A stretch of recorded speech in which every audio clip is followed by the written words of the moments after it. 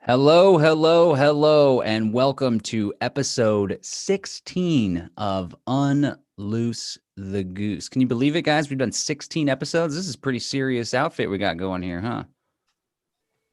Right? Yeah. Hell yeah. So today we are going to be talking about agorism, and specifically we're going to answer a listener question. Jack solicited some topics in the Telegram group, which you can find at unloosethegoose.com, somewhere around there. There's a Facebook group as well. And one of our loyal listeners wanted to know how it is that we got into agorism, why we got into agorism, and also some of the mistakes or insights or advice strategies that we could impart on the audience. Of course, agorism is revolutionary market anarchism. It's the idea that rather than competing within the system, we should compete with the system. In fact, we should create entirely new systems. We should engage in counter economics, which is specifically gray and black markets. Black markets being those activities that are expressly prohibited by the state. Gray markets being those activities where you have to ask permission in order to engage them. But more broadly, counter economics can be defined as anything that evades or defies the state. So all sorts of anti-state activity can be encompassed in counter economics. And it was a philosophy, really a strategy lined out by Samuel Edward Konkin III, who was a libertarian activist that departed from the Libertarian Party in the internal political libertarian activism. So I think we have some ideas and some wisdom to share to you guys. But before we do that, how is everybody doing this afternoon? Good. And should we do a drink check-in? Sure. People get mad when we don't do it. I know. Water and kratom. It's carbonated spring water from the ground that has been carbonated with a soda stream. Classy. It's gone through a Berkey first, too. I've got my combo 20-year-old rum. That looks pretty fancy. Germans today. Heineken. All right. Dang. The Heine. No Perrier. I don't know who this Sal guy is. I've got it on deck. Imposter. Sal's in Florida now. I just visited Florida, and I was curious, Sal, how do you navigate all the dead bodies that are just piling up there since the governor lifted the restrictions?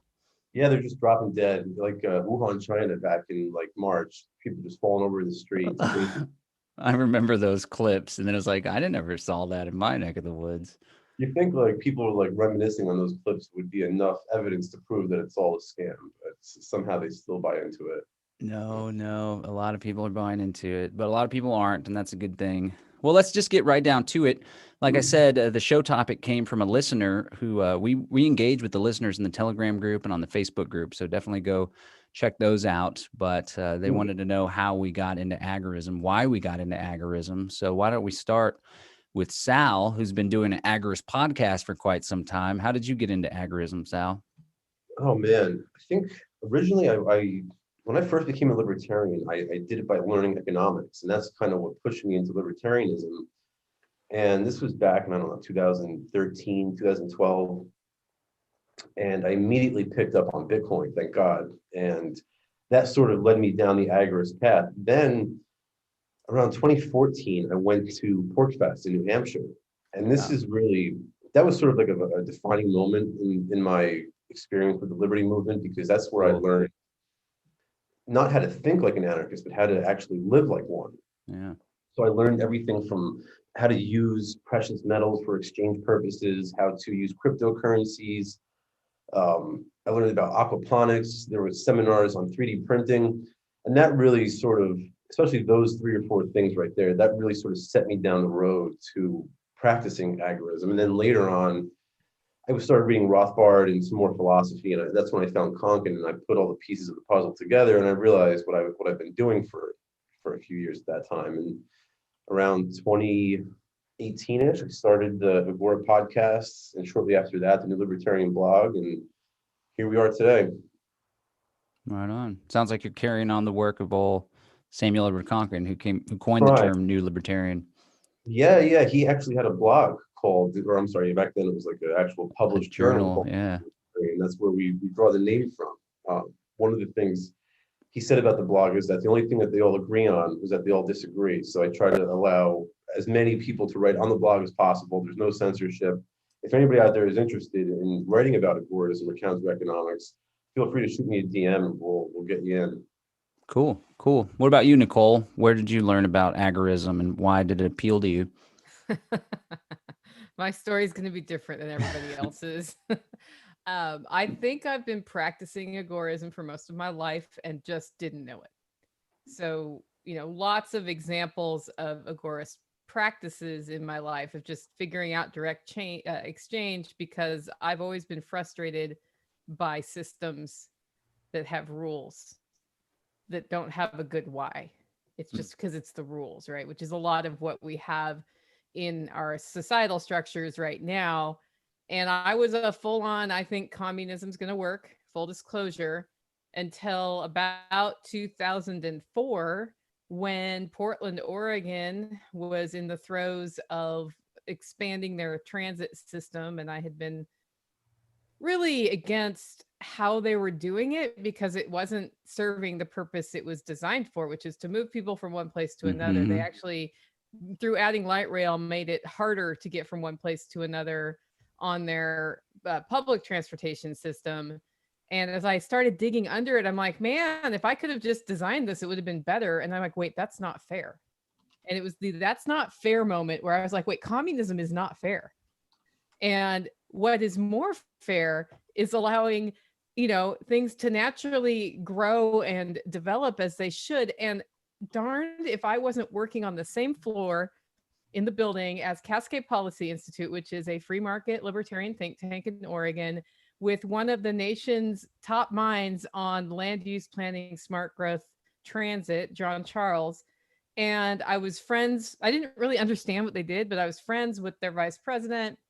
And he said, when he heard me kind of talk about this, instead of being somebody who like bashed you over the head with libertarianism, he said, well, why don't you sit down with John? And I went into John's office and he talked like big words and explained everything about how, when people need to get from point A to point B, they will figure it out and they will build those systems to get there. But if you try to plan where you think people need to go or try to force them to work near where they live, for example, that always fails because of the nature of how communities shift and change. So that started me on a whole path into, reading Hayek and getting into the Austrian economists. And then I worked in the free market think tank public policy movement for 14 years. And the longer I was there trying to impact public policy for the better, the more I realized that the system that we are trying to fix is the problem. And that naturally just that led me then into agorism. Like you just have to, the only way to opt out is to opt out on your own. You can't really take anybody with you. You can show other people how. And the more of us who figure out how to voluntarily exchange with one another, the less we need all of that. It's like, what if we just developed our own society and just, kind of like don't need you? And that's where I am today. So I took a weird journey. Nice. Well, I think it's a somewhat common journey that people get irritated and frustrated and disillusioned with politics, and then they're still passionate about liberty. So they're like, there's got to be another way. It's like an evolution. So what about old giggly man down there who's been cracking up like he's got the peace pipe or something going on over there? First of all, when you were punching yourself in the head when Nicole was talking about running into the wall of politics, it made me think of it. It was a private sector thing, but we were in a meeting one time and our project manager pulled a bullet out of his pocket, held it up to his head and started tapping the primer with his fingernail. And that's how a lot of politics can feel. Like, can I just please find a way to shoot myself and end this? For me, I was an agorist before I knew what an agorist was. I was, like Nicole said, most of my life. When I was in like third grade back in the early 80s, selling cinnamon toothpicks in school, I was practicing agorism. I just didn't know what that was. I grew up in a family that was very much JFK Democrat family. I'm actually called Jack, John called Jack, because JFK was John called Jack. That's how. And so being a natural rebel, I was a Republican child in like middle school. But as I got older and actually figured out what it was, I realized I was a libertarian. And so I've been a libertarian since the 90s. But I wasn't a person that would call myself an agorist or an agorist, right? I didn't know what it was. I had never heard of it. And as I got more and more into my form of activism and podcasting and stuff, I started hearing about all these different schools of libertarian and anarcho thought. And you hear this agorist thing, and this is black and gray flag, and it looks cool and all. I looked into it, and I don't know. And I was still looking for something to join at that time. Like, I'm going to join the movement that's going to be the movement that's going to change the world. And I remember listening, I think it was Ian Freeman. It was one of those guys from up there in the Free State Project in the radio station they have. And they were kind of mocking agorism. And I kind of agreed with it. It was like, these people think they're going to change the world by selling tacos out of their apartment or whatever. And I was like, yeah, you're not going to change the world with that. But at the same time, it was bugging me because I'm like, well, that's kind of what I tell people to do. Like, whatever side hustle business you can build, go ahead and do it. If you can not pay taxes, all the better. When I started looking more into it, I realized, like, okay, it was just like becoming a libertarian. I didn't become one. I just figured out the name for what I was. Mm-hmm. And that's what I think one of the big mistakes people make with agorism is they think it's like something you become or something you join, like you join the Agorist Society or something, and they send you a black and gray card that has your name embossed on it, and then we're going to elect Agorists or something. Like that's like having an atheist church, in the words of Larkin Rose. And I realized how powerful it really is, because instead of me trying to change John's world or Sal's world or Nicole's world, agorism is about me changing my world for the better. And then you participate when you want to. And so that's kind of how I got here. So I didn't really come. I just found out I was already there, and that the name was okay to add to my descriptor of myself. Yeah. It's a cool name too, because it doesn't have a bunch of baggage like a bunch of other aspects of libertarianism and the libertarian movement, which is, I don't know, a lot of jaded people and and anarchism. The attack on the word anarchy really bugs me though.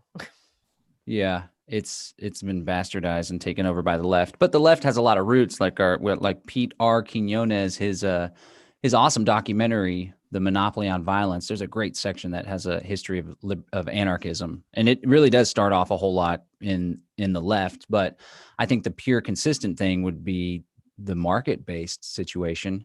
But my journey with agorism, I've been an activist since 2002.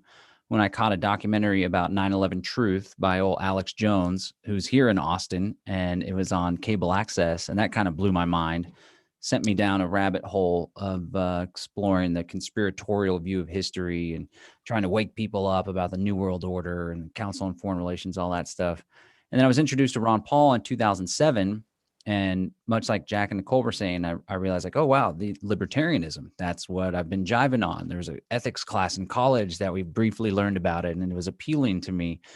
And so I got involved with political activism. And of course, Ron Paul didn't win, but he did spur the modern liberty movement and pull us all out of our homes and to meet each other. And so we formed a political action committee called Texans for Accountable Government. And we started having legislative victories at the state level and the local level. For example, we managed to stop police officers from being trained as phlebotomists that would pull you over and do blood withdrawals on the side of the road. This was a federal grant program.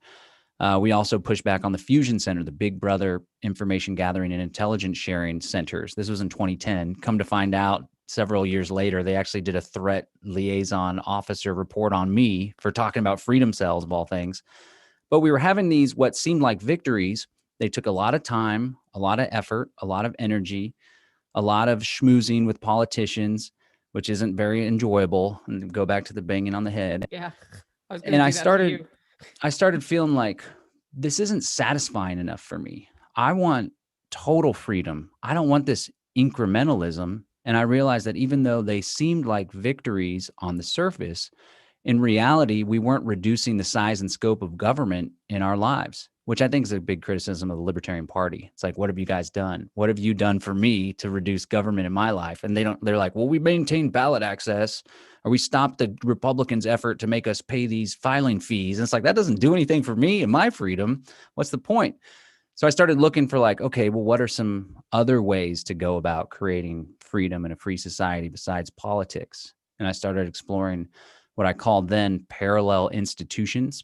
Now I call them alternative institutions, but one of the first ones was like me and my ex-wife would go to farmers markets and we would encourage the vendors to accept silver dimes in exchange for their stuff. And we had a chicken farm at the time with like 120 chickens. So we would trade a dime a dozen for the chickens like they used to do. Then silver dropped and all of a sudden it was like $1.80 for a dozen eggs. And we were like, no, this isn't working for us anymore. We still did it for a while because it was cool to pop people's cherry, so to speak, with silver dime transactions. Occasionally we would come across some old people and they're like, oh yeah, I've been in the silver. You can't trust the Federal Reserve Bank. And we're like, those are our people. This was before cryptocurrency also. But I was into parallel institutions. I don't know who turned me on to agorism. It very well may have been some of the Free State Project guys, because they're always like ahead of the curve up there. Ian Freeman and Free Talk Live. But I do know I went back through YouTube. I was looking for a video that I did. And back in 2009, I think it was, or 2010, I gave a speech on this agora.io. This guy, George Donnelly, who was an early activist. He since moved to Venezuela, of all places. And it was called Building a Free Society, Individual and Community Action and Agorism. And whenever I learned about agorism, it just seemed like a really great vehicle, because I've always been concerned with the philosophy is great. We can talk about the philosophy. We can debate the nuances like libertarians always do. But what's important to me is how do we get from here to there? And when I read the New Libertarian Manifesto and started studying counter economics and getting more into alternative institutions, cryptocurrency, the perfect example, it really was like, wow, this is how we do it. And now here we are. And like agorism is spread. It's a super hot idea. And there's all sorts of little counter communities and counter economies and counter technologies. And I think that while we've come a long way, and Samuel Edward Konkin would probably be pretty excited to see all the stuff going on and all these podcasts about his philosophy, we still have a long ways to go. But I think one of the most promising ways to get there is through agorism, in my opinion. So what do each of us think, go around, you guys call yourself out, like, is to like some good first steps for people to start incorporating agorism into your life? I mean, what is a good first step? The person's like, yeah, this sounds cool. I want to be part of this. I want to be able to call myself an agorist, not just in thought, but in action. What do I do? Look at your life and how much of it is on the wrong side of tax structure, and start taking the first steps to get on the right side of that. And what I mean, and Jack, you talk about this all the time on your show, is I own a business, therefore money comes into the business, I spend it, and then what's left is taxed. When I work for an employer, money comes in, I pay my taxes, and then what's left is spent on my expenses, right? So turning that upside down, I think, starts getting you into the mindset of how can I operate differently? And then from there, extrapolate to, well, what if money isn't involved? I mean, I think like figuring out how to interact in the market, which means you have to have something that you can market, is the first step to getting started. I think the only person on this panel tonight that doesn't have a above board, I pay taxes on my business is Sal. Right. And I mean, he's further I'm only along saying than we that because are. I heard you say it on your show, so I figure it's okay to say. Yeah, no. You want to say? I'm not saying I do, but He's an extremist. But Yeah, no. to me, one of the mistakes we make when we look at agorism is we think only gray market, black market activities are agorist type activities. And I think making simple structural changes to the way you file your taxes and getting a good CPA. And like last year, I kept over $10,000 more money, not just because of, the Trump tax cuts and having a business. I kept over $10,000 more because my accountant told me how to structure things last year to maximize the tax code. Most people's accountants wouldn't have even known to tell them to even consider doing what we did. And it was very easy. It didn't really involve work. So just keeping more of your money to me is like, it might be 101 kind of baby agorism thinking, but if we think of like an archetype of the agorist mindset, like John Galt, right, out of the Anne Rand novels, right? It wasn't a black market. It was modern day capitalism right in the market, but it was also, I'm going to do my own damn thing, including leave and take my shit away if you don't let me do my thing. Yep. Take the toys and play with them elsewhere. What do you got, I think Sal? I think the key to all this is entrepreneurship. It's very difficult to separate agorism from entrepreneurship. All counter economics is entrepreneurial in some sense. Whatever it is that you happen to be doing, whether you're growing, you have chickens, or you have a farm, or you have a cryptocurrency exchange or something. I mean, whatever you're doing, whatever your counter economic activity is, you have to sort of mix it in with entrepreneurship to really make it agoristic, I guess, is a good way of putting it. But the three things, obviously, I always tell people, I know I sound like a broken record, is grow your own food, get a 3D printer, and become your own bank. But it's important to sort of meld that in with an entrepreneurial attitude, because that's how you sort of pull away from the whole tax structure that Nicole and Jack were talking about, right? It's wage work. You have the state will automatically deduct money from your production, right? That the word for that is slavery. That's what happened in the antebellum South. It's just that they kept 100%. Nowadays, the slave masters keep, depending on where you live, 40 to 60%. So I think it's important to, like Jack and Nicole were saying, minimize your tax burden, become an entrepreneur, and like I said, grow your own food, become your own bank, and get a 3D printer. I think what you're talking about with the wage stuff, I was talking to my kiddos about income tax. They're 7 and 9, and they're pretty with it. We have some pretty adult conversations. Sometimes I try to not be too adult with the conversations because I want them to preserve their innocence. But talking about income tax and how if you're an employee, the government takes the money automatically. And we also were talking about checking accounts and how the government in a checking account has a back door. So really it's not secure money when it's in a checking account. They can go levy it. And my son was like, well, I don't have to worry about that, Dad. I'm going to be my own boss. I'm going to have my own business. And then we were like, well, you still got to worry about the checking account and stuff like, and the credit card transaction. He's like, I'll just use cash. Then they won't even be able to get it. And I was like, it was a proud father moment. I'm trying, a lot of my activism is like, how can I set the stage for them? Because I'm already into the matrix. I got 1 foot in, 1 foot out, like Jack was saying, but I want to set the stage so they can have freedom their entire lifetimes. And Nicole brought something up that got me thinking, like, you take stock on where you're at. Like, okay, I have this program or this 401k that gets taxed in this way. And I have this tax bracket. I have this whatever. And you take stock of it. You can even write it down on a list and just understand that it's going to be baby steps, right? And a lot of people aren't capable or not willing to take the full agorist leap, because when you do so, there's certain risks and there's certain inconveniences that come with that. So I would just encourage people to take it slow, to always be focusing on the balance between freedom and, being able to maintain your property or convenience, right? But pay attention to that discomfort, because the further you get into this whole liberty world and the more you care about consistency, which Samuel Konkin says the way that we get the free society is through the consistent application of the philosophy of liberty, living as consistently as possible. So pay attention to when you have that discomfort and when you feel like, oh, I feel kind of like a statist. Those are the kind of things that perhaps you should put some work into, so you can get more towards that consistency, which I imagine is feeling pretty good over there for Sal, because I know every time I write the freaking check to Uncle Sam, it feels really, really dirty.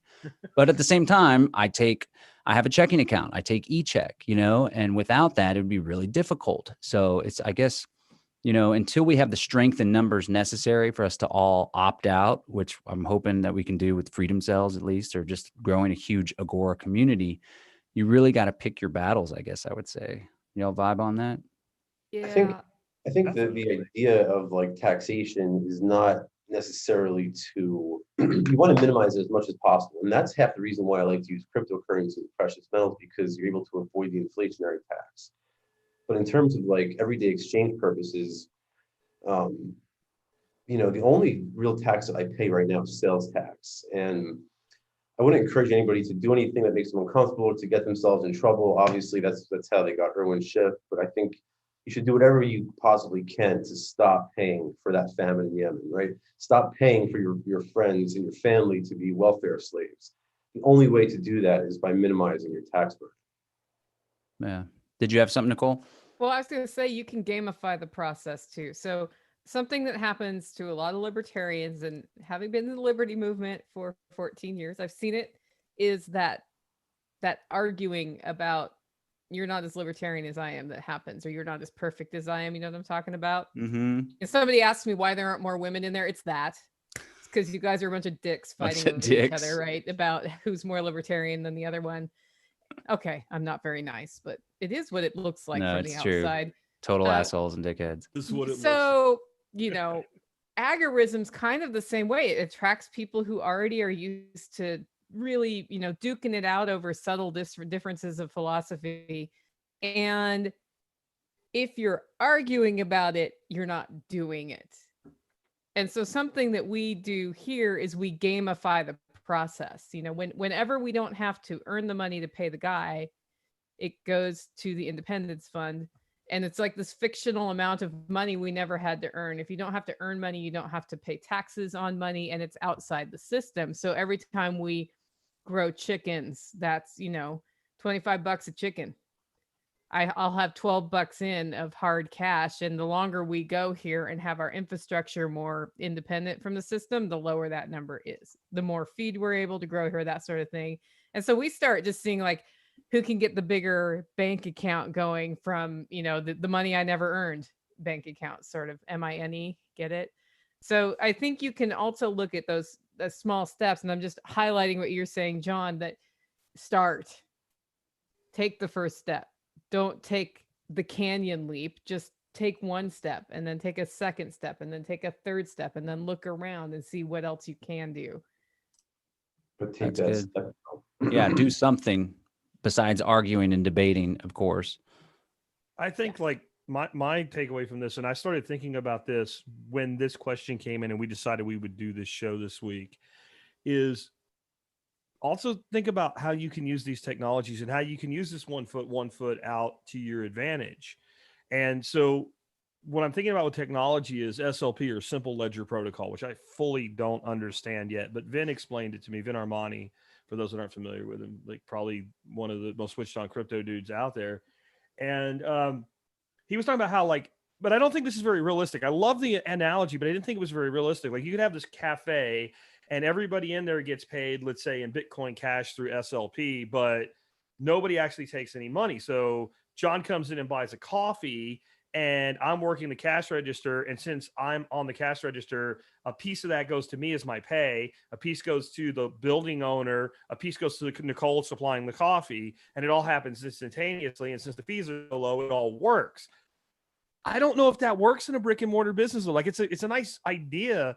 But before all this bullshit happened, which is what we say in Texas, we don't say COVID, we don't say quarantine. We say when there's all this bullshit going on. So before all this bullshit was going on, Nicole and I had started a conversation about entering into a business together with spices, seasonings, and things like that.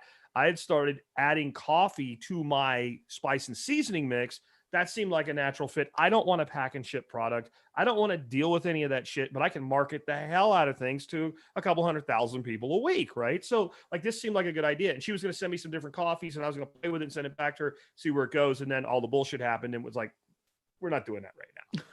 Well, when I think about SLP with this, if Nicole and I decide to do this, what we could say is if you want to buy this stuff, you buy it in cryptocurrency or you don't get it. Yeah. And as long as we can find someone to buy the base product from in crypto, we could operate 100% in crypto. We could have an account that pays suppliers. We can have an account that pays Nicole her share and my share. And when somebody buys it on a website, boom, it all happens instantaneously. It's impossible to really track. Everything still happens. Everything still ships. Everybody gets paid. It can be done with a smart contract attached to it. Done. But you know what you said, John, if you couldn't take e-checks, you can't stay afloat. I can't run my business. Nicole can't run her business 100% on cryptocurrency right now. We don't have enough adopters. Mm-hmm. But since we have a business, like I don't need this thing. Right? So if we make an extra $10,000 a year each, great. If we make 5, great. If we make 20, okay. Whatever it is, it's all money we didn't have. But like, I don't know about you. I could live on $20,000 a year, but I'd be freaking miserable. Right. So I have a quality of life I want to maintain, but since my existing business does that, now I have the freedom to even entertain an idea like that. Yeah.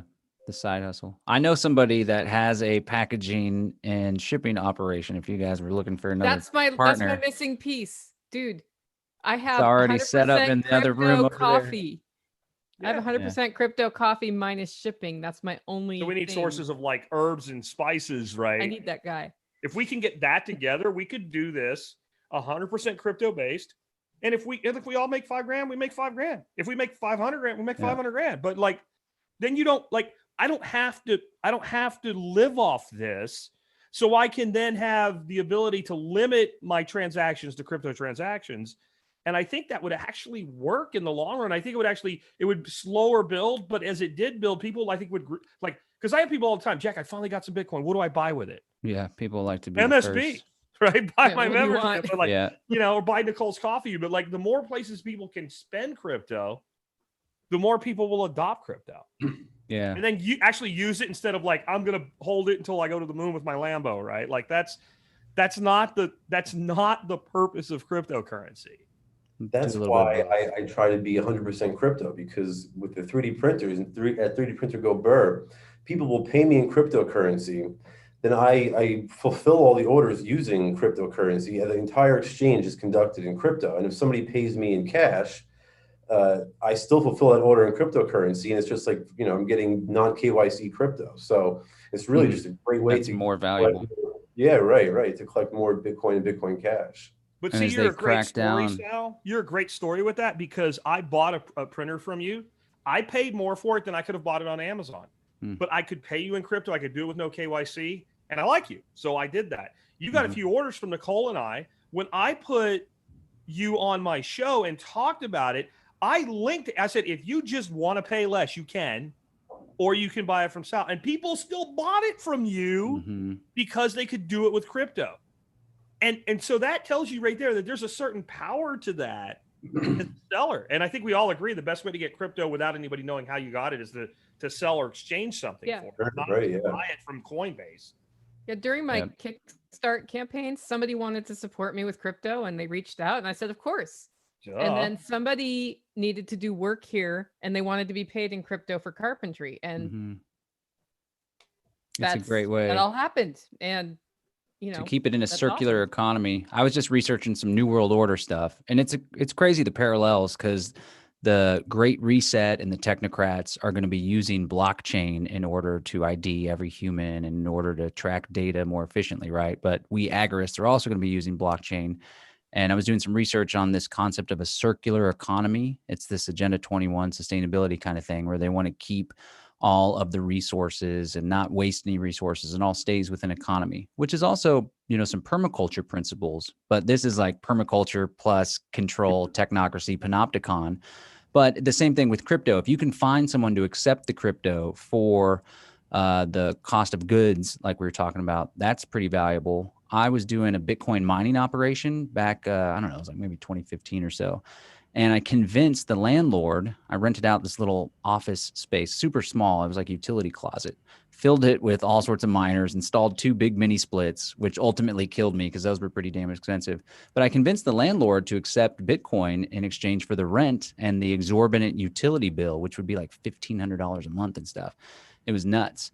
But if you can get that circular economy, then you can stay outside of the banks altogether, which if you get money as income, right? Because there's a lot worked up in that definition. But if you get money's income into a checking account, you can still not claim it, right? You're not coerced into claiming it. But if you get audited, it's an easy trail, and the government can easily backdoor into the bank account and get all that information. But if it's outside of their purview, yes, they can still do forensic analysis like they did with Ross Ulbricht. But if it's just your extra $5,000 side hustle, they're not going to be engaged in that. And one more thing, I think you had a great, some good wisdom in that side hustle thing. If you have your base living expenses set through a mainstream in the system job, then you can be a little more experimental and a little more risky with the side hustle. And if you can set up a couple side hustles, or one of them really takes on, then you can do this inverse relationship where maybe you ask your boss for part-time work, or maybe you take that leap where this one's bringing in the $20K a month that at least allows the minimum bills. I don't know what city that you'd be needing to live in, probably have to own your house for that. but you can just dive right in, and then maybe that can continue to grow, and you could be all the way outside the system. And I'm just again, gonna that say has I its could live pretty well for 20K a month. nice. Yeah. Yeah, a month. Yeah. A year is a little different. Oh, 20K a month. Yeah, I was Yeah, thinking. months. So I could Yeah, do now that. that's a goal right there. That's not Good a suggestion. problem, but I like more. I like. Mhm. And I Well, the think- other thing I I think- like is like, so my wife has my grandkids My every wife. day in the car, right? And they're running around and doing stuff, and I want her in a brand new car. I'll drive my 2005 pickup truck when I'm not in my Challenger, and so I want her in a brand new vehicle. Economically, the thing that makes the most sense for us to do is a lease. It's one of the few places where if you buy the right vehicle, leasing actually makes sense for us. Because I have mainstream income, because I have tax returns, because I can say this is how much revenue my business did last year. When I go down to Subaru and say I want that green Outback right there, they're like, sign here, and I walk out with a car. Right? Mhm. If I'm doing everything off grid, I don't have access to finance. Now, I think we'll get to a point where there's going to be enough. There's already things going on, like, borrowing and crypto and whatever. But right now, to have the convenience in my life I want, I need a certain amount of income. And that also keeps the government away, because I pay my tribute. I do all my taxes through, my accountant, through a CPA. I have extra insurance so that if they audit me, I have pre-arranged team to go in and say, bullshit, that's not what happened. Here's what happened. Like, that makes us highly defensible. We're not a good audit risk for the government. And that makes these other things that, like, I probably shouldn't talk about them publicly, but someone's got to talk about it publicly. There you go. And if you're not me and you're doing this shit, your risk is almost zero if you're doing like this above board component and you're doing these other things. Yeah. A lot of it. So Sal and I are both going to be in front of a firing squad as soon as Biden becomes president. That's what's oh going to happen. man, we'll bail you I out don't with think our release squad. When I had children, began to lower my risk threshold. Still got some aggro stuff, still outside the system in certain areas, but I wasn't as provocative and in your face with getting arrested and stuff. And now that my kids are a little bit older and I finally got tired of living in poverty, there's also another level of that where I want to have a big income and I want to shoot for the stars and I want to give them everything that I can give. I want to have a life where I'm living off my passive income, so on and so forth. But in order to do that, I've always had that struggle where, it's really going to be difficult to be an agorist millionaire unless you got into crypto early on. There's a whole lot of agorist millionaires that did, but through an entrepreneurial enterprise, that could be difficult. Not even millionaire. Like I want to have $10 million. I want to be a billionaire. And if only I reach 10% of that goal, $100 million, I'll be satisfied. Right. And so the struggle is like, where do you balance that excelling? Because I think the community really needs to catch up. Right. And one of the biggest things that can be an X factor that can enable you both to have wealth and convenience, right? Because it's like a wealth, for me at least, it's a wealth thing versus freedom, or it's a convenience versus liberty and outside the system. And I think one thing that we can all work on and we can all build, and we are doing this podcast even, is to grow the community so that we can have the convenience, we can have the support, we can have someone to get our back, we can rely on each other rather than relying on the state if they shut us out, and we can have a market that's willing to do things off the book, willing to do non-KYC, willing to do crypto, so maybe we can all lift ourselves up, right? There's that analogy about the ocean, the rising tides lift all the boats up or something like that. As we grow the Agora, then we'll all be able to have more wealth and more convenience and more safety and security while being outside the system. Yeah, I really wish Xavier was here because of his Firon project, which is kind of tapping into corporate structure, but introducing the Agora inside that bubble, which adds a layer of security. I did business with a blockchain once, the Dash blockchain.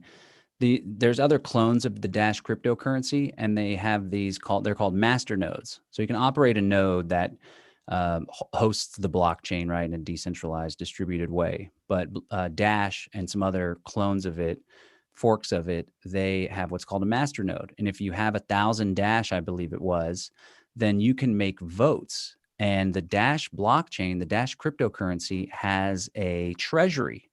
And so every month, X amount of Dash are devoted to this treasury, and people they can place little bids with little projects to help grow the ecosystem and market and develop and stuff like that. And I got a couple gigs awarded to where I was doing business. I was being paid by a decentralized blockchain.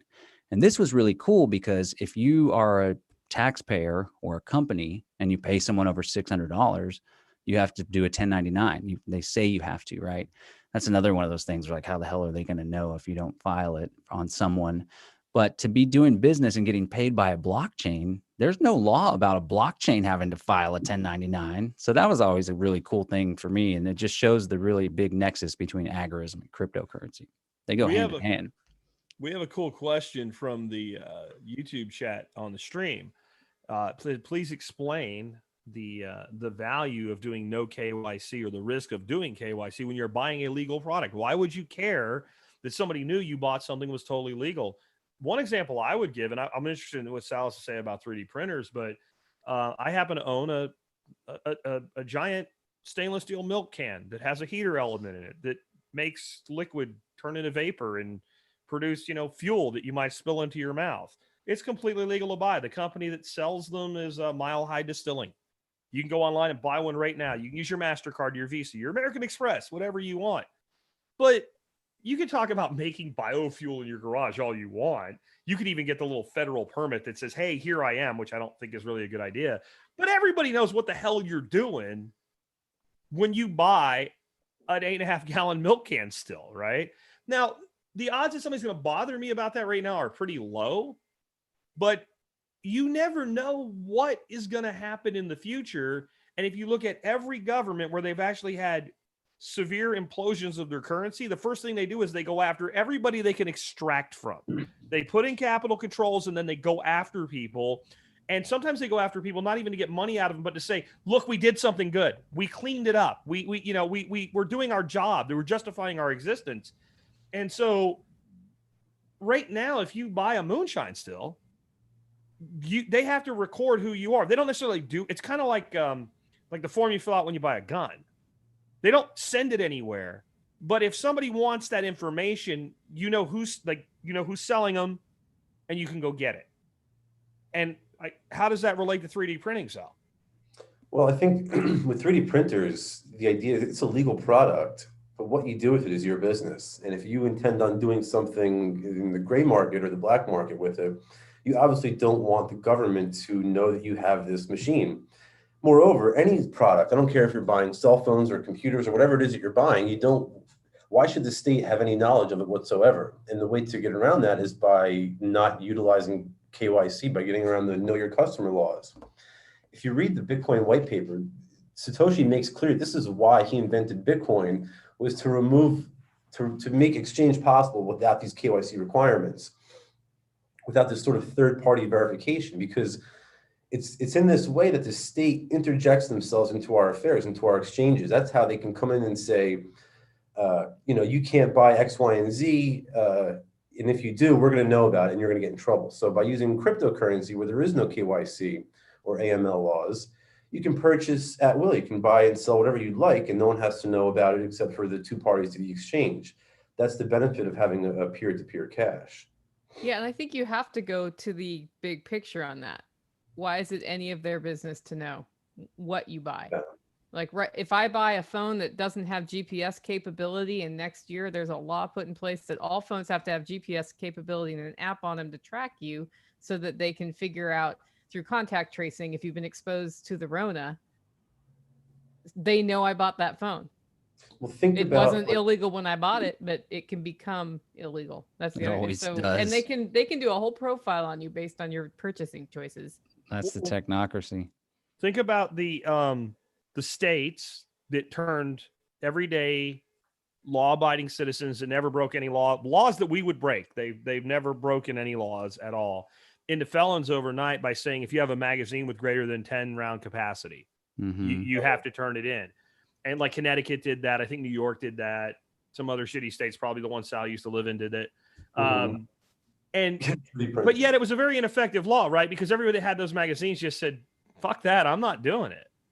I'm not turning it. And what were they going to do? Go house to house to house and say, hey, we need to come in with no search warrant and see if you have any 30-round magazines.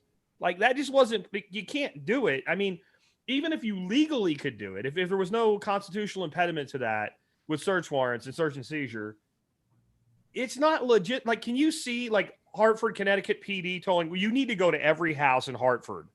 The police chief would be like, piss off. We don't have time. Even if he was for the decision, he'd be like, I don't have time to do that. There could be Boogaloo boys out there just waiting Right? to Yeah. pull the trigger. Like, but if you had to do KYC when you bought a 30-round magazine back in 1984, they could go, yeah, boom, and then they could send everybody a letter. We are aware that you are in possession of at least 7 30-round magazines. You must either A, turn them in, or B, inform us as to where they've gone in the next 30 days, or a warrant will be issued for your arrest. That would be better. If That would I be more told you compliant. that could even happen before they passed those laws, you would have said I was, a dope smoking conspiracy theorist. The only reason it didn't happen is they don't know where the magazines are. Those states, once they passed that law, if they had a database they could go to of where every 30-round magazine was, they would have had some Karen in their, internal department coding a thing to send those emails out and those letters out the next day. Yeah. Look And at I what think there's Russell more Brand- value in the ones that aren't KYC'd. Like if it's something that you're going to hold and you're going to resell, to have something that's off book, like even Bitcoins. I did this podcast back in the day on how I think black Bitcoins, which are those Bitcoins that came into the ecosystem from a miner and then were never KYC'd or tied to someone's identity, personally identifiable information. Those Bitcoins, whenever there's more regulation and more control over the Bitcoin space, the Bitcoin network, they're going to be more valuable than the Bitcoin that was bought off of Coinbase, where it's Can full we identify KYC those, check. John? Can those be identified like this particular piece of, because almost nobody's trading a whole Bitcoin. You're trading pieces, parts, right? Right. Yeah, you could identify pieces all the way back down. And in fact, every time you send a Satoshis, Bitcoin, this is a black Satoshi. We can do that. well, if it's black, then it can't be identified. But the white So the ones fact that versus it the can't be black ones, identified identifies it. You can also I guess so. But there's so many of them out there that aren't identified, Yeah, I especially got the you. ones No, from the I early get it. days. you can use Yeah, a every coin time you do, too. when you do a Bitcoin transaction, you're sending the entirety of the previous transaction that you received, and then you get some of it back, right? And there's even Bitcoin that was used during the Silk Road. I was at the Silk Road trial for Ross Ulbricht, and to hear those FBI experts and the private contractors talk about the depth of their forensic analysis on the Bitcoin blockchain was just kind of like, whoa, if they really want to come track it down and trace it. There's even speculation that the NSA was involved on getting dirt and getting the evidence on Ross Ulbricht. But that's why everyone's like, well, Bitcoin's compromised, cryptocurrency's bunk. But it's like, yeah, well, there's Monero, which the IRS recently tried to give a little reward if someone could crack Monero. That's how desperate they are. It just goes to show you how great of a coin it is. Yeah, Monero's a good hold and a good investment for sure. And it's good if you're going to do illicit black market activities. It's the best Speaking one. of Ross Ulbricht and the Silk Road, isn't that like the best example that there is of what is possible without a KYC financial system, right? Without using KYC, Ross was able to create the world. I mean, humanity has been around for how many tens of thousands of years? We've never actually had a truly free market until Ross Ulbricht Globally. Silk Road. And the only way he was able to do that was by using a peer-to-peer currency like Bitcoin. So we got Bitcoin in 2008. And right after that, we had entrepreneurs putting this to use and creating a free market. Of course, obviously, like you just described, the state had to leech off of his earnings and they kept it for themselves. Well, and there's only two reasons the state was able to get their hands on Ross. One was it was easy to find out who he was. They didn't hide who they were. They didn't try to disappear. Actually, when Silk Road went away, there's an app called Open Bazaar that basically replaced it. And good luck. It's just like app that floats around in cyberspace. And good luck. Like people trade whatever they want. The other reason, and what they were able to make the case to the jury with, was he tried to be ethical and said, no, you can't hire someone to shoot somebody in the face with buckshot. No, that's not okay. Right. Unlike the FBI and the CIA, who is pursuing it, who do it every day. Right. But they actually did delist or not allow the listing of some things, which made it where they could make the case that since you did that, when you did allow this, you're culpable. If they had built something where they physically could not have done that and not been ethical, it would have been very hard to make a case because I'm like, we didn't do it. We didn't do it. The case was made that you allowed this thing. And there was also some claims that they did allow like some hits to be paid for and stuff like that. But he was never charged. That's all like slander. He was never actually charged or convicted on any of that shit. By the way, I know you know this, John, but a lot of people listening probably don't. Several of the investigators that were involved in the case were convicted of stealing money from Silk Road and went to prison. And the jury that convicted Ross was not allowed to know that fact. Yeah. I mean, it's one of the biggest Well, they railroads auctioned off all his bitcoins to, what was it? Tim Draper bought all of Ross's bitcoins. Yeah, on an auction. Yeah. It looks like it was a good buy now when he bought it. It's gone up since then. I want to read real quick just something from Ross Ulbricht's writings. This was before I think the Silk Road actually launched. And this really just underscores how much of a badass he was. And he really is a libertarian hero. He talks about the purpose, what he was trying to do. He says, now my goals have shifted. I want to use economic theory as a means to abolish the use of coercion and aggression amongst mankind. Just as slavery has been abolished most everywhere, I believe violence, coercion, and all forms of force by one person over another can come to an end. The most widespread and systemic use of force is amongst institutions and governments, so this is my current point of effort. The best way to change a government is to change the minds of the governed, however. To that end, I am creating an economic simulation to give people a first-hand experience of what it would be like to live in a world without the systemic use of force. Man. Yeah, he's the man. Ross was the man. There's an article from Forbes. The listeners can Google it, but he actually goes into his inspiration, which was Alongside Night by J. Neil Schulman, which is sort of like the agorist, handbook right there. So he knew what he was doing, and I think that's why they gave him double life plus 40. He never hurt anybody in his whole life, but he still got double life plus 40, more time than African dictators get at The Hague, more time than El Chapo got for creating a free market. And it was all done by the judge, the federal witch, Catherine B. Forrest, and Chuck Schumer, the parasite from the Senate. Yeah, they wanted to make an example.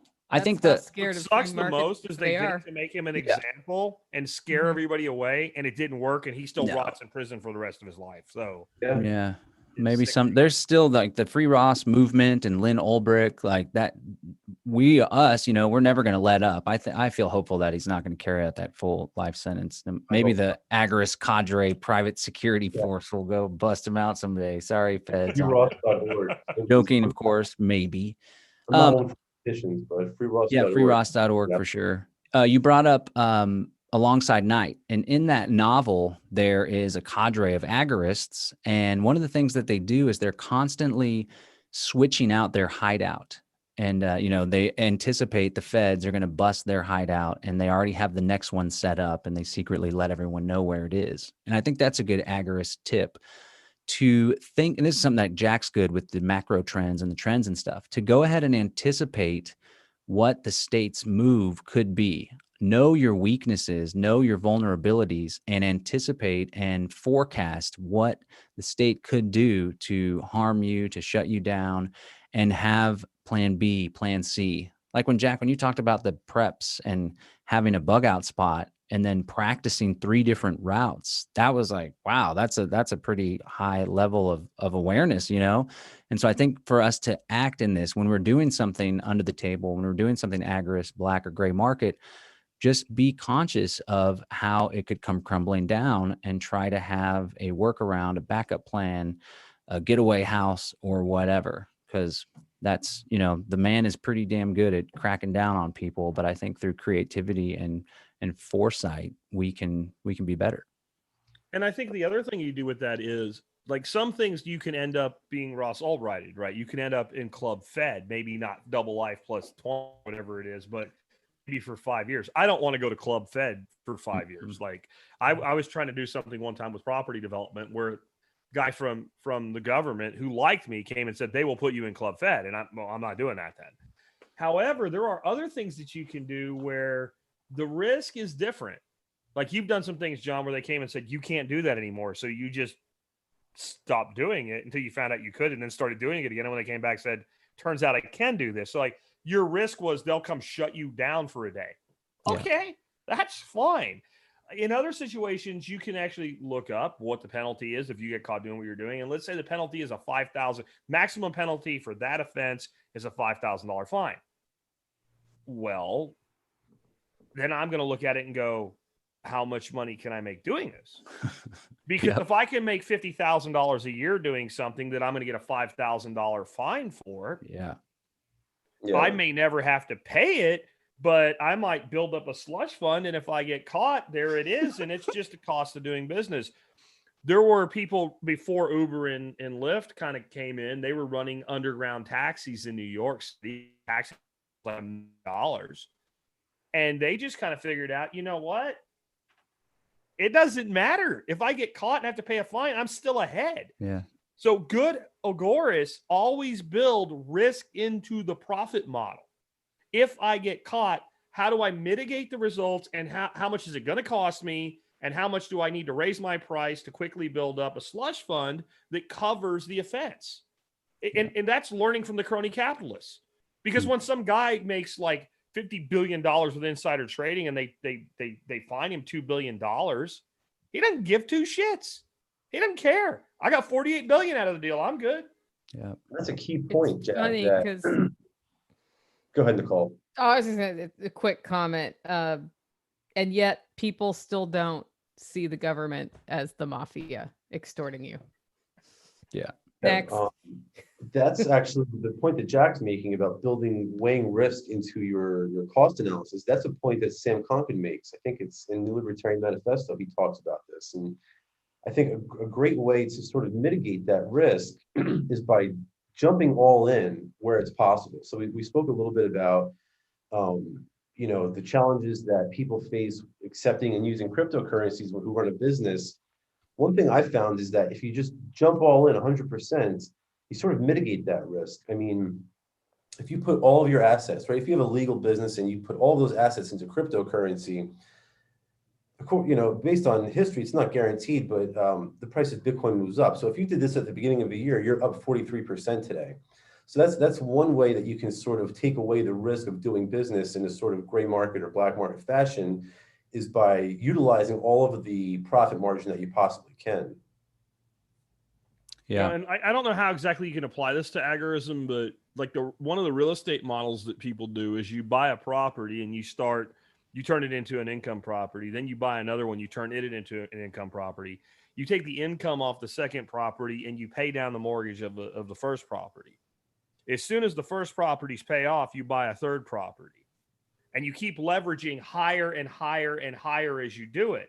But you only ever actually owe money on two properties at one time. And mainly, you only really owe money on one. If you get 12 properties in and you totally screw the pooch and you get a property repossessed, you still have 11 properties. Mhm. And you don't care. So thinking that way with agorism, and let's say thinking about your money not in my agorist business, but in individual verticals, and treating each vertical like a revenue sector, right? Like an individual revenue stream, an individual business, so that if any one of them gets taken out, okay, that's back to Trump's thing where, 3 of my businesses went bankrupt. I have 120. I don't care. Like that's that mindset that the crony capitalists have. Curtis Stone said that long ago. We can learn lessons from the cronies. I heard him say that at Permaculture Voices back in like 2014. We can learn lessons from the cronies by using those models in our own businesses. Yeah. We can learn from the big tax exempt foundations and all these folks really changing society. I found that what you were referencing, I just want to read it from Samuel Conkin because he's the godfather of all this. What Sal was talking about, the risk, and what Jack was bringing up. He says, using our agorist model, we can see how the protection industry must evolve. Firstly, why do people engage in counter economics with no protection? The payoff for the risk they take is greater than their expected loss. This statement is true, of course, for all economic activity, but for counter economics, it requires special emphasis. The fundamental principle of counter economics is to trade risk for profit. The higher the expected profit, the greater the risk taken. Note that if risk is lowered, a lot more would be attempted and accomplished, surely an indicator that a free society is wealthier than an unfree one. And then he talks about how trading with trusted agorists can really help to dramatically lower risk. So I always get back on the protection racket or the protection force, right? He talks a lot about how the agorists will finance and fund their own private security force to protect them from the statists. And that's kind of what we're aiming for with Freedom Cells when we grow large enough, right?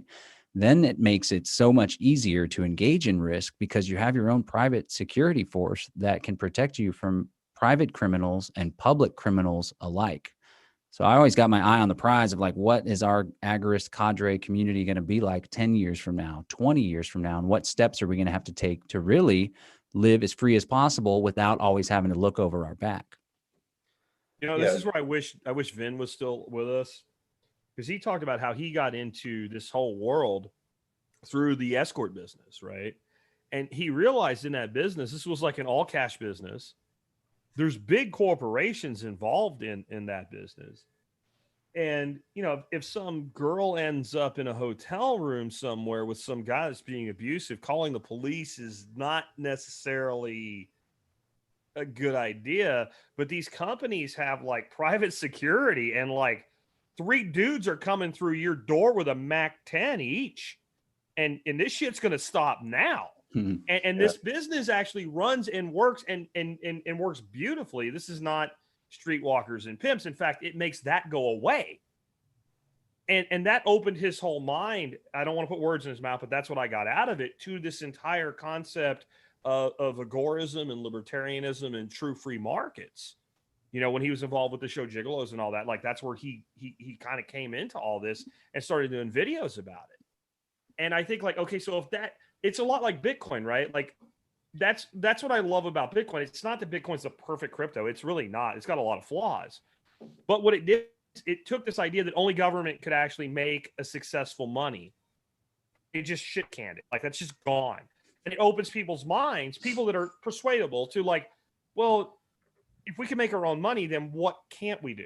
And if we can have an industry like that run with its own private security, why can't any industry run with its own private security? Yeah. Private security is really the sort of holy grail of agorism, right? That's really what's gonna, that's sort of what's gonna tip the scales in our favor. A great entrepreneur in this area would be Dale Brown, who has Detroit Threat Management, where he's trying to create alternatives. And he's no agorist, but he is definitely not an agorist. He's working in that direction, though, which, you know, we can all appreciate, regardless of what your ideology may be. The other point I just want to add is that, you know, when you talk about risk, and we have to weigh risk factors, you also have to weigh the risk of remaining compliant and obedient, because that's where the greatest risk actually is. You know, when I look at tax compliance, for example, I'm risking a lot. That's a pretty heavy, you know, agorist activity right there. But on the other end, what am I risking by paying taxes? Well, I'm going to be funding a famine in Yemen where children are starving to death. I'm going to be funding the drone bombing of 19 pine nut farmers. All these terrible things. Yeah. That's a much greater risk to me than having to do, you know, spending some time as a guest of the governor. Yeah, you're funding your own oppression too, and you're funding the IRS's ability to come seek you out. It reminded me of, we went to Oklahoma Midfest. I did a podcast about it. It was one of these decentralized liberty festivals where like spontaneous order is the thing. There's not necessarily an organizer, and there's not a schedule. And really, it's just a bunch of agorist hippies getting together and hanging out in the woods and talking shop. But I did a presentation on Freedom Cells. And one of the women that was in the audience said, you know, I've been familiar with Freedom Cells for a couple of years, but I never signed up on the website. My concern is that if a bunch of militia types start to get involved, how that could affect us, or if the government would come crack down on us. I have a daughter who's my main priority. I'm in this as a family person. And this guy, Mike, who was the organizer of Midfest, he like hated it when you're like thanking him for organizing, because he's the one that set up the idea and stuff. But he was like, you know, we need to have some skin in the game, and we need to be willing to take risk if we want freedom, if we want to achieve our goal. And he pointed out this essay by Ernest Hancock, who's like a classic old school, like one of the founding fathers of the libertarian movement. He's the one that came up with the Ron Paul revolution with the EVOL, the love thing. And one of the little things talks about risk, and it says, let me see. Basically, he says, if you're not doing risk, if you're not taking risks, then you're not radical enough. Your activism isn't radical enough if you're not taking risks. And then I always point out too, like, even if you're not doing something counter-economic, the government could still crush you. Like Sandra Bland, this African-American woman, she got pulled over. She like slightly flexed her rights during the traffic stop. Then she ended up dead like the next day in jail, Texas Department of Public Safety. There's people all the time that get crushed by the state. And in some ways, like with the firearm, it's better to have it and not need it than to need it and not have it. It's better to have a community and not need it than for the state to come hound you down and you're all alone. It's better to have that strength in numbers. The mitigation you have, John, with freedom cells is you're not doing the militia thing the way that it's been done in the past. Or like, I can't remember the name, but there was, I think they called themselves Republic of Texas, right? And they all went out to West Texas and they had like a 50-acre place in the middle of the desert, and they're all like living in a trailer together. Well, they're centralized. Mm-hmm. If you want to take that out, or the Branch Davidians, right? They're all in one place. You're not saying, hey, let's all move to the John Bush compound east of Austin, right? You're like saying, hey, like, why don't we all band together and form this alliances and agreement? But if I'm part of one of your freedom cells, I still live here at 9 Mile Farm. Nicole still lives free in Tennessee. Sal lives wherever he lands next. He's in Florida now, right? Like, that's a lot harder to kind of get your arms around and shut down. What are you going to do? Like, drag me in and go like, oh, well, you're part of this group. What group? Yeah, it's like a non-group group. What group? Right. What are you talking about? Where are these? They're not here. I don't know what you're talking about. You know, it's like, there's some people we hang out together and we talk about like fishing and hunting and guns. Is that illegal? I didn't think that was illegal. No. Do you have a warrant for my arrest for that? No, then fuck off. Like, I mean, like, there has to be a point. Like, you talked about, this lady ended up in prison. And I think the place for that conversation is probably not the side of the road with an auto stop. That is the worst place to assert your rights, because they're the most number of ways that they can find an excuse to arrest you. Yeah. When you're talking to somebody at somebody's house and you don't have a warrant to come inside their house, that person can pretty much tell you to go shove your head up your own ass 1,000 times. And as a cop, there's not very much you can do about it. Side of the road, if I'm a cop on the side of the road, I can find a reason to arrest you on an auto stop. I can. Period. It's not right, but I can. Tell that to Breonna Taylor, Jack, that they can't come in her house. Different scenario. They kicked her door in and started shooting. That's more often than not. At least there's some. That's not. Hey, I heard you're part of John Bush's shit, right? They actually. Like, the people that should be going to jail for that are the ones that ran the warrant in the first place. And like, that situation, the big tragedy there is they were in the wrong place. They're the wrong guy. That's the real. That's another example of the government could harm you or kill you, whether you're part of a freedom cell or whether you're opting out. It's better to have your crew. And on the side of the road, you may bring up a good point. I talked about earlier how I switched my tactics when I had kids. I used to be the provocative guy that didn't care if he got arrested, because then it would just mean I could fight it in court, and I was recording it so I could sue them or whatever. Yeah. I switched my tactics from provocative cop blocking, telling the cop off, trying to make him feel guilty for being a cop, to Jedi mind tricks, where you talk understandingly with them. And I remember when I was like going through a divorce and it was like all terrible. I had in the back of my head, if I get pulled over for speeding, because I had to drive 3 hours to pick my kids up every week, a couple times because their mom lived far away. I was like, if I get pulled over for speeding, I'm going to tell them I'm going through a whole lot. I'm struggling with this really difficult divorce and I got to get the kids back to their mom. I don't want to be late because it's going to look poorly on, and you just kind of appeal their heartstrings. I think that's a really valuable strategy when dealing with the police. And with the divorce rate among cops, they'll probably identify with you. That's right. Then you can tell them, we're divorcing because I was beating the hell out of her. And they'll be like, oh yeah, me too. Brother. Compare notes. That's not fair, but it's true though, unfortunately. Statistically, it is. 40%. 40% of police spouses report domestic violence. And there's a reason why. Military too. it's sort of It's an the authority profession thing. attracts that sort of personality, that sort of, psychopathy. I think there's part of that. I think the other part of it is the job itself destroys people. Yeah, I it's think stressful. good people go into law enforcement and it destroys them. I have a brother-in-law who's a cop. He's one of the best people I know, and I can tell he is ready to put a gun to his own head and blow his brains out. I can tell when I talk to him. Like he hates his own life at this point. And I think the better person you are, the more that's true 20 years into being in law enforcement, the more you'll want to kill yourself instead of somebody else. So it just seems like a terrible job choice at this point. Yeah, it's a rough All one. government work, that I That's not think what is we're a talking about terrible tonight. job choice.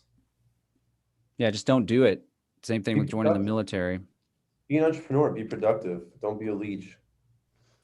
I think one thing a lot of people, this can help with agorism and just life in general, is people have to be willing to do the work, right? And it was Thomas Paine who wrote, "That which we obtain too lightly, we esteem too cheaply." And he also said, "The harder the conflict, the more glorious the triumph." So obviously it's easy to just go pull the lever on the ballot box and expect to vote a libertarian or Donald Trump's going to help us. That's like low skin in the game, not a good investment. If you want to have an ideal life where you run your own business, where it makes it easier for you to opt out and still have wealth and the freedom to live your life on your own terms, it's going to take a lot of work. And I think a lot of people these days, especially my generation, the millennials, I don't know if I said this joke on the previous show, but I self-identify as Generation X, right? So don't misgeneration me, like the misgendering thing. I resonate more with the MTV Generation X coming of age with the internet and stuff than the millennials. But I think a lot of younger millennials and stuff expect to be spoon-fed and expect to have life revolve around them. But, at the end of the day, if you want your ideal life, you got to put some work into it. And if you want that life to be a life that where you're pretty damn close to living as a sovereign as much as you can, it's going to take some work. It's going to take some risk. It's going to take some investment. It's going to take some change in your life, And Well, I think that's part of everything why you do need as an to entrepreneur include. risky anyway. Sorry, Yeah. Nicole. But I was That's okay. just We always talk at the same time. Well, we're all fired up on this show. So let's say I'm not going to go to. I wasn't going to go to jail for creating Survival Podcast, but when I sold out my interest in the corporation that I was an owner in, and went off to podcast for the rest of my life, wasn't that a risk? Yeah. Like nothing you do in life worth freaking doing in the first place comes without risk anyway. It's just, what is the risk? The risk was I could have went bankrupt and not able to support my family after 20 years of successful. That was the risk. Yeah. That's a bigger risk to me than they might fine me $5,000. They fine me $5,000, I'll pay the fine. I'll bitch about it. I'll complain about it a lot. I'll probably run an MSB sale with a discount code Jack's Fine to try to pay for it. But he's got that in his back pocket. But I'm just going to go on with my life, right? I'm not going to you're not going to destroy me because you charged me $5,000 in extortion fees. I pay extortion fees every year anyway. They're called taxes. That's just another tax to me. Yeah. The only way to absolve all risk and not to have any risk at all in life is to wear a mask. Or go to school. Go to jail. You go to jail, then you get risk getting shanked or, shanked. traded for Lucky Strikes or whatever. What were you going to say, Nicole? Out of all risk. I don't remember. It was a while ago. It's okay. All right. Yeah, you can't get out of all risk. And if you lived a life with no risk, it would be the most boring, bland life ever. What Thomas Jefferson said, he'd rather have dangerous liberty than peaceful servitude. And I think when in the COVID era, so many people are so damn afraid of COVID that they're not living their lives and they're missing out on their grandkids or on their dying parents. And I think it's really unfortunate. You can't have a life without risk. There's always going to be some level of risk. Driving a freaking automobile is probably one of the most risky things that we do all the time, Yeah. Because I've noticed that actually a lot of the old people are supposedly the ones we're supposed to worry about are the ones that don't give two shits about COVID. I noticed that in Florida. They're like, screw that. I'm 88. I don't care. I'm going to die anyway, sooner or later. Yeah. If I start worrying about risk now, why would I? I look back at people like my grandparents, and I think, thank God they're not here to see this, because I think I would cry to watch my Depression era coal mining grandfather told he has to wear a mask and he can't go to his favorite little bar on the corner of town because he might get sick. There's a guy that lived through actual pandemics with the Spanish flu, with smallpox. Mm-hmm. those people, if they could come back from the grave today, I think they might fix everything because they start just beating everybody's ass. My old coal mining grandfather and his wife, my little Ukrainian grandmother, she would be out beating the shit out of people over this today. I'm telling you right now. That's what we So- need. Turning their mask red. 4 foot 8 inches of freaking hellfire, man. Like It runs in the family, I see. we're just such pussies anymore. We really are. What's this we Well, business, that's why Jack? we're imploding. I say we as in people that live in this landmass we call America. Not That's why we're days. imploding. It's because people lost their thick skin. Yeah, they're chutzpah. And that's been programmed into us, right? To lose our thick skin. I think we've been chemically castrated as males, honestly, with the diet we're on. I mean, Alex Jones and the gay frogs. That's Right. actually a the thing. frog's gay, man. It's true. The fluoride. The fluoride too. It's a trip. I'm making a foil hat for John for next episode. So I thought We should do an the episode on original conspiracy. question, And all wear foil hats. including mistakes we've made along the way. I don't think we've covered mistakes we've made along the way, It's probably in there. which then. I think would be a good thing to talk about. That's why I sort of jumped in there about jumping all in, because that's one of the biggest mistakes that I made early on, was not jumping all in. Had I put all of my wealth into cryptocurrency when I first found out about it, I wouldn't be talking to you from Florida. I'd be talking to you from some skyscraper in some luxury, resort right now. But you sort of stutter step and you second guess yourself. And we spoke a lot about risk, and you sort of that weighs on your mind. But remove all that from consideration. And going back to what John said about that Conking quote, just stick with consistency. And if it's the consistent approach, then it's the right approach. And I think that's really the whole key to engaging in agorism. Nice.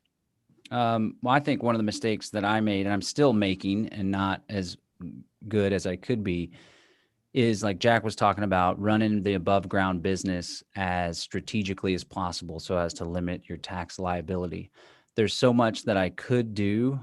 Like I may be at the point where switching to a corporation would have certain tax advantages over an LLC.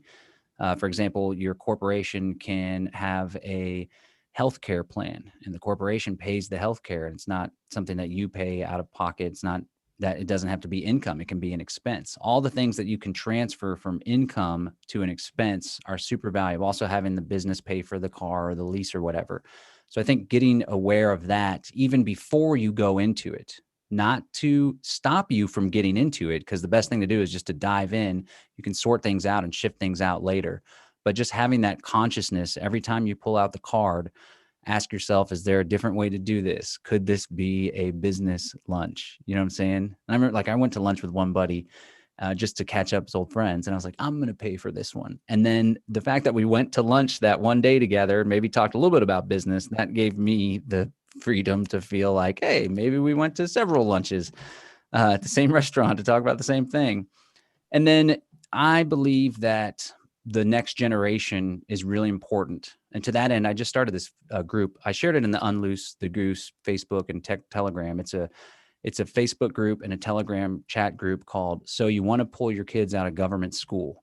And it's going to be a support group for parents that already have, parents that want to provide resources. Because more and more I've been thinking we really need to focus on the next generation. We're going to get as far as we can, as far as advancing liberty, but really where the action is going to happen is going to be the next generation, even the generation after that. And I've been studying the New World Order, Illuminati, all these tax-exempt foundations and the Milner Group and the Council on Foreign Relations, and they adopt a multi-generational plan. They're not concerned with the election of the day. They're concerned with centuries instead of decades even. And so I think that we really need to start focusing on what can we do to empower the next generation so they are raised and they become ungovernable adults. And that's why I'm really trying to set the stage for my children to have freedom that I never even thought was possible. What do you got, Jack, Nicole? Whatever. Go, Jack. I think one of the things we shouldn't lose sight of with making mistakes is that we've all said this is about entrepreneurship and business. So business mistakes are agorist mistakes, even if they're in your legitimate side of the business. John kind of touched on that with doing a better job with taxes. First of all, if you don't think you can deduct your health insurance, you need a better account and not changing your corporate structure. We'll talk about that offline. But like my biggest mistake has been trying to kickstart other people to get them into business, like to use my brand to help them. And several of those over the years have hurt me badly as they've imploded. They've hurt my credibility and things like that. And it's sad because I used to tell my old business partner, Neil, you're trying to breathe for people. And it turns out I was just trying to do it in a different form. And what I've realized, and like Nicole's a perfect example of this, the people that are actually going to succeed are just going to fucking do it. And then you can help them once they fucking do it. Right. But trying to like find somebody and help them and build a platform for them underneath them and make an agreement with, like, that shit doesn't work. That always falls apart, because if that person was going to do it, they would already have gotten on with doing it. So like, I'm happy to help Nicole. I'm happy to help John. I'm happy to help Sal. I had to say, hey, go to Sal and buy the printer, because he already has a site. It already, like, I'm not going to like, hey, Sal, guess what we should do? We should come up with an idea, right? And then you're going to have these printers and you're going to ship them. Like, that kind of shit has just blown up in my face over and over and over, to where I won't do it. I might even float an idea and say, here, if somebody wants to take it and go with it, like, I can do this, man. We can work together. No, you go do that shit for 2 years. You come back to me with it successful. And if I can pour some gas on your fire, I'll do it for you. But trying to help people out of the gate, all it does is get you shot in the ass. Don't, as you build success in your life, don't do that shit. I know you want to. God, I wanted to. And what I realized is every person I did this for, I wanted them to be successful more than they wanted to be successful. And all it brought me was misery and pain. Wow. What are you talking about? You promote people's little business or widgets on your show, and they couldn't handle the demand. No, and I'd blew come them up up. with an idea. I'd say, like, does somebody want to do this? And I'd interview a few people, and I think, like, this is my guy. This is the person that's actually going to do this shit. And then I would like throw in with them. Sometimes I even put money in. There were people that I was like, I won't even take any profit back for this. I'll do everything I can to help you with this. And every single one of them, whatever they were doing as their job, was more important to them than this side business thing, because they didn't have enough of that skin in the game. They hadn't taken enough risk. I got Jack Spirko on my court. I'll be fine. Not if you don't do this shit. If I was going to do all the shit for you, I wouldn't need you. And like, so be careful with that, because a lot of these people listening to us, they're eventually going to start their own, like, you know, Joe Blow's podcast or whatever. They're going to get 300,000 listeners. They're going to be bigger than me or anybody on this audience. And they're going to be like, I have all this power. I can do something with it. They're going to want to do something good. And they're going to start coming up with these ideas and realize I can't do everything I want to do. And if you want to give that idea up and let the market do something with it, do it. But until that person has it running and operating successfully, stay the hell out of it, or it will bite you in the ass every single time. Because Nicole didn't come to me and go, hey, Jack, if I build a coffee business, you talk about it. She's like, screw that shit. I'm going to go build a coffee business. Like some of the people that listen to me, listen to Jack. I'm just going to use that and go. And then, like, once that happens, I'm sure I'll back your Kickstarter. Of course I'll back your, I'm talking about way back years ago, the first one. Of course I will. But that's because you were doing it. And I knew if I said, go buy coffee from Nicole, and a person gave you money, son of a bitch, within a week, they were going to get coffee in the mail, right? Like, that was actually going to happen. Yeah. You got to walk the walk, not just talk the talk. Yeah. We built a caging business that fell the fuck apart. The guy that was supposed to run the site never did. I mean, I can go 10 of them that like hurt me and my reputation. And I will never, ever, ever, ever, ever infinity do it again. I know when you had me on about Kratom, you gave me a big old wave of sales. I was on with Tom Woods like a month before, and that just exploded my business. And I was literally up till 2 to 3 a.m. fulfilling orders, because at that time it was just me. And then just a short 2 months later, I was on Jack, and Jack's just exploded. And like you said, you got to be, some people don't want it as bad as you do. I wanted it enough to stay up till 2 a.m. and then wake up the next morning at 7 a.m. to get the kids ready to go to their private school. You know, you got to be willing to take massive action if you want change in your life. If you want an ideal life. Yes, you weren't a partner. So if you fucked up, I would have been like, pay them people their money back, John, and gone on with my life. If I throw in with you as your partner and you fuck that up, then I did it. And that hurts, man. Don't do it. Yeah. You really got to you have to be real careful. Check someone out before you get in bed with them. Make sure they do a COVID test. Yeah. I have one little different, and that is a lot of people look for the agorist communities to interact with. And I think it's important to know who those people are. I think a lot of people who listen to this podcast would be people that you can set up your networks and your exchange with. But a mistake I made early on was looking for that rather than just interacting with my community. And what happened when I changed that from looking for the liberty people or the agorists to just looking for the community of people who I could interact with, I found that's where they were. They were not labeled as the agorist community. It was just they were people within communities of interest, like the farmers market, like, you know, people who love food, like people who love the kind of exercise I like to do. And the more I got out and interacting, the stronger it all was. And that made it grow. Wherein before I was kind of operating as like Nicole Sauce all alone in a holler homestead with the couple of people who live near here. That's good. Yeah, there's people that are already in your circle that already are agorists, or they just need a quick conversation to spur them along, or they'll teach you something. Well, I They mean, don't John, necessarily need to know they are, right? Like if they just have the same sort of philosophy, they don't necessarily need the label. Yep.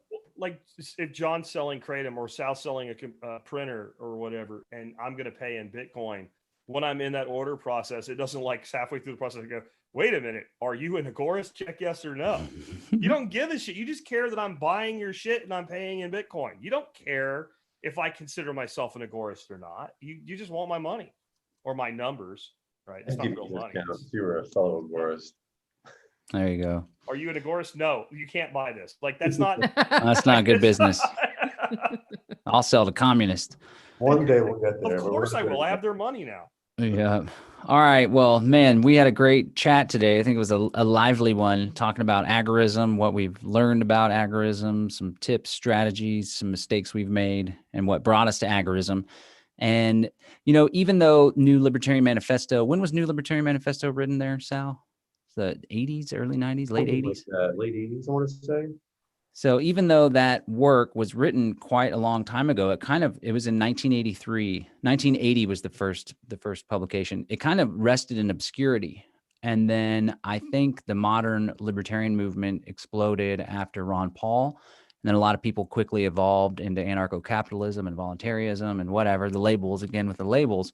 But I think that this is still a really early idea. So for the folks listening to this podcast, contemplating agorism, engaging in the counter economy, I mean, the counter economy is ages old. There's always been a counter economy, but adding this libertarian anti-state, deliberately, provocatively anti-state spin is a pretty new thing.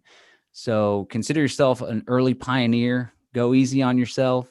Find the others, whether they call themselves agorists or not. And I think one of the things we can take away from this episode is be willing to put some skin in the game, but do it strategically. All right. Follow us over at unloosethegoose.com. Follow the podcast if you haven't yet. Join the Telegram group, join the Facebook group where we're building a pretty solid community of support there. We'd love for you to be a part of it. Thank you so much for tuning in to episode 16 of Unloose the Goose. Peace and freedom, guys. Honk. Honk, honk.